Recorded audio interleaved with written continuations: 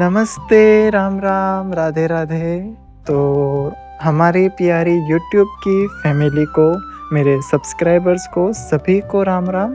और जो भी मेरे यूट्यूब फैमिली है, जो भी मेरे सब्सक्राइबर्स हैं, वो सब मेरी एक फैमिली है।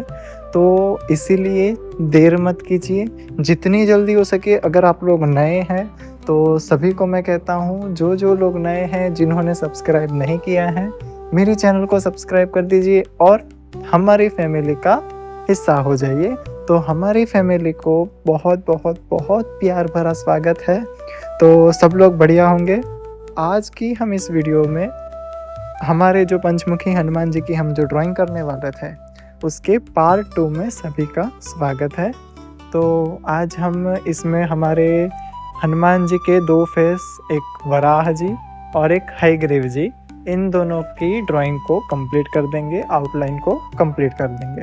ठीक है, तो लास्ट तक बने रहिएगा। कैसी लगती है कमेंट करिएगा, पसंद आए तो ही लाइक करना, वरना आप मत करना, डिसलाइक भी कर सकते हैं। और हमारी जो कहानी पार्ट 1 में बाकी रह गई थी, वो हम इस पार्ट में कंप्लीट कर देंगे। तो बिना टाइम वेस्ट किए हम वीडियो को शुरू करते हैं। तो हमारे प्यारे श्री भगवान जी का नाम लेकर हम इस कहानी को और इस वीडियो की शुरुआत तो हो ही चुकी है, स्केच की भी शुरुआत हो चुकी है, लेकिन कहानी की शुरुआत करते हैं।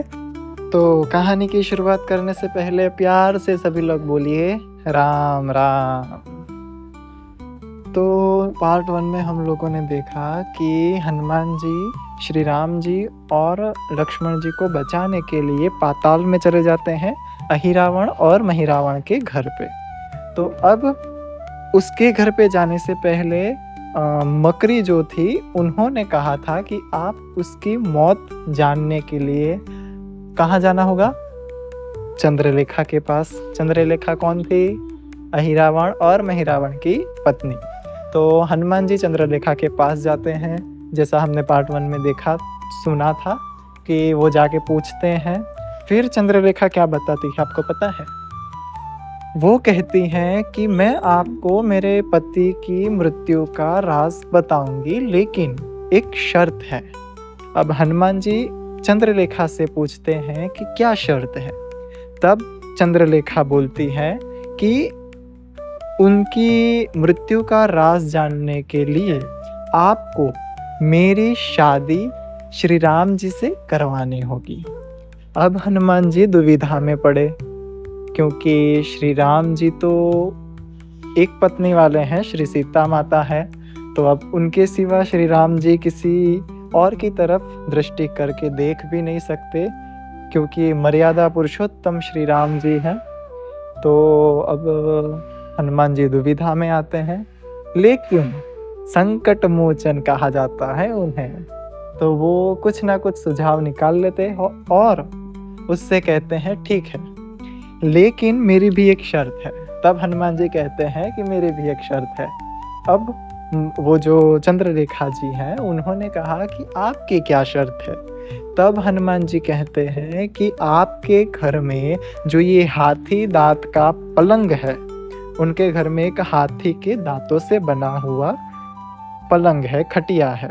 तो उसके ऊपर मेरे प्रभु श्री राम विराजमान होंगे। तब कोई भी अड़चन अगर नहीं आएगी, कोई भी विघ्न अगर नहीं आएगा, तो मैं श्री राम की शादी आपसे करवा दूंगा। तब चंद्रलेखा उस बात के लिए मान जाती है और वो अहिरावण और महिरावण की मृत्यु का राज उन्हें बता देती हैं। फिर हनुमान जी जाते हैं अहिरावण और महिरावण के पास। तुरंत उसके पास जाकर नहीं खड़े रहते, वो जाते हैं और उनकी जो कुल देवी हैं, विंध्यवासिनी माता, उनकी और रावण की कुल देवी है। तो वो विंध्यवासिनी माता की जो बड़ी सी मूर्ति थी, उस मूर्ति के अंदर जाकर छिप जाते हैं। अब क्या होता है कि वो मूर्ति में से सब देखते हैं। तब उनके जो पंडित जी थे, अहिरावण और महिरावण के, वो कहते हैं कि अब समय हो चुका है, माता रानी को भोग धराओ। तो माता रानी को जैसे ही भोग धराते, वैसे ही हनुमान जी खा जाते।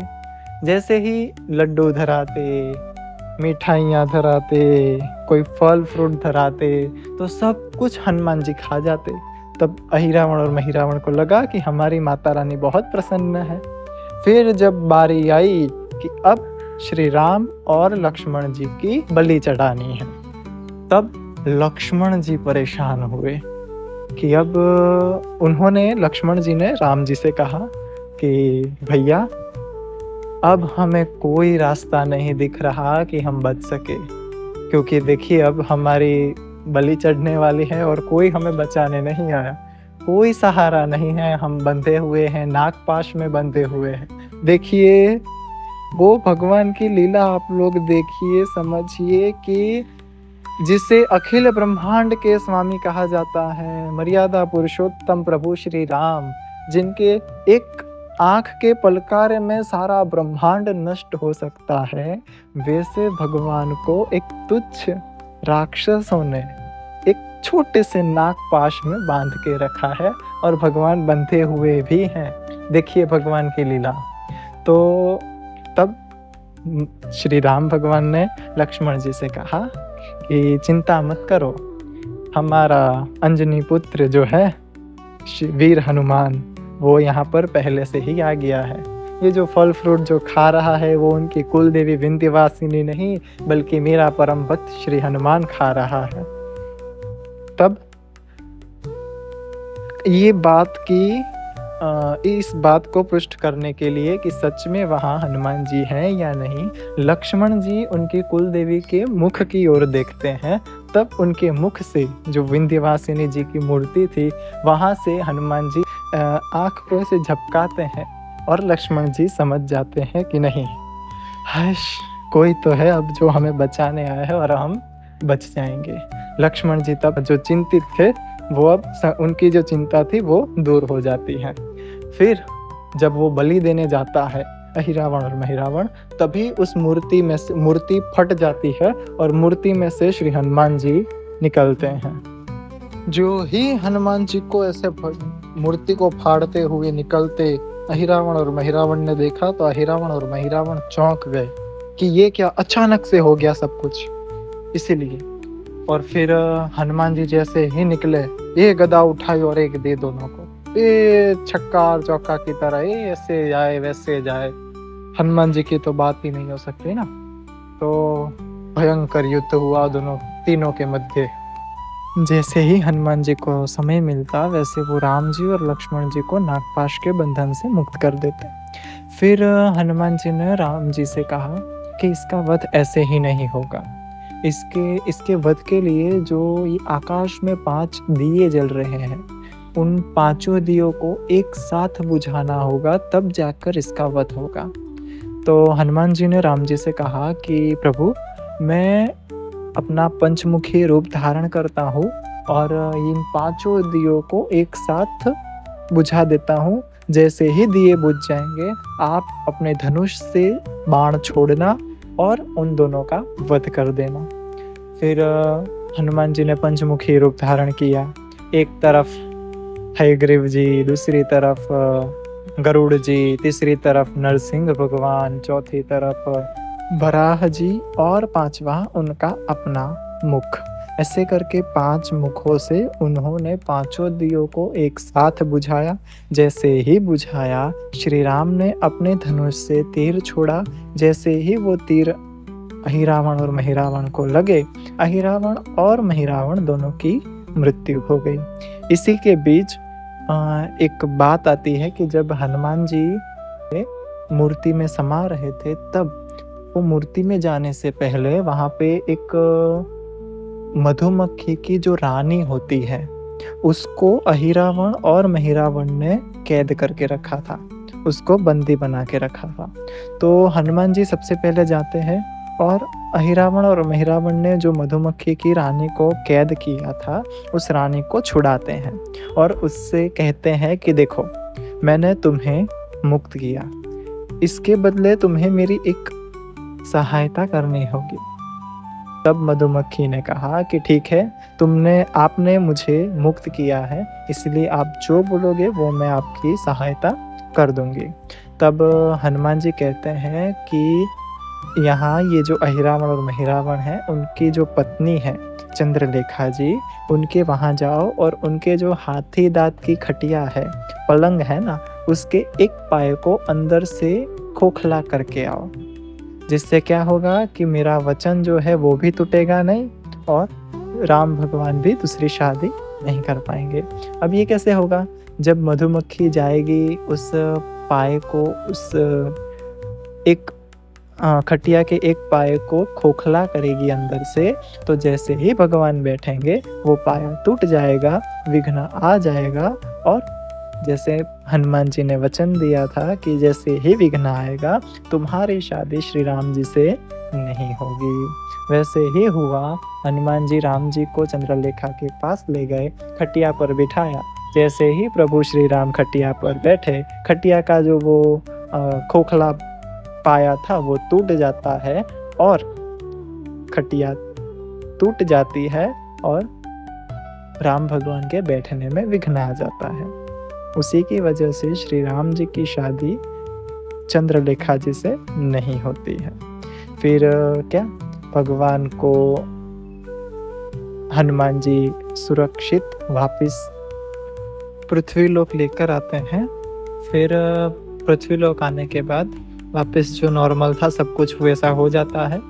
और इसी कहानी के अनुसार मैंने आप लोगों को बताया कि भगवान हनुमान जी ने अपना पंचमुखी अवतार कैसे धारण किया था।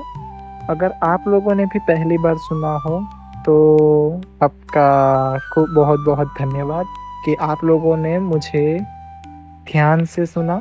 और कैसी लगी मेरी ये वीडियो, कैसा लगा हमारे हनुमान जी का स्केच, कमेंट कर ज़रूर बताना। अभी ये पार्ट 2 है, अभी और भी पार्ट आएंगे। और ऐसे ही मुझे सपोर्ट करते रहिए यूट्यूब पे, फेसबुक पे, इंस्टा पे। तो जितना हो सके मुझे आपका सपोर्ट ही चाहिए बस, और कुछ नहीं चाहिए। कैसी लगी वीडियो कमेंट कर ज़रूर बताना। अगर आप लोग नए हैं तो सब्सक्राइब कर देना और बेल आइकॉन को ऑन कर देना ताकि मैं जो भी वीडियो डालूँ सबसे पहले आपके पास पहुंच जाए। और बस अगर आपके फ्रेंड्स को भी ऐसी वीडियोस पसंद है, कहानियाँ पसंद है, स्केचिंग करना पसंद है, तो उन्हें भी मेरी ये वीडियो शेयर कर देना। और बस और कुछ नहीं कहना। मिलते हैं नेक्स्ट वीडियो में एक नई कहानी के साथ। तो जैसे मैंने कहा, एक कहानी अब आप लोग मुझे सुझाव दे, आप लोग नहीं देते हैं तो मुझे ढूंढनी पड़ेगी। लेकिन अगर आप देते हैं तो आप जो सुझाव देंगे वैसी हम कहानी बनाएंगे। शेयर कर देना और बस और कुछ नहीं कहना। तब तक मेरी इस ड्राइंग का जो कंप्लीट हो चुकी है वो मैंने आपको पूरा दिखाया है, ड्राइंग पूरी दिखाई है, उसका आप आनंद लीजिए। मिलते हैं नेक्स्ट वीडियो में। तब तक अपना और अपने परिवार का ध्यान रखें, नाम जप करते रहें। राम राम, राधे राधे।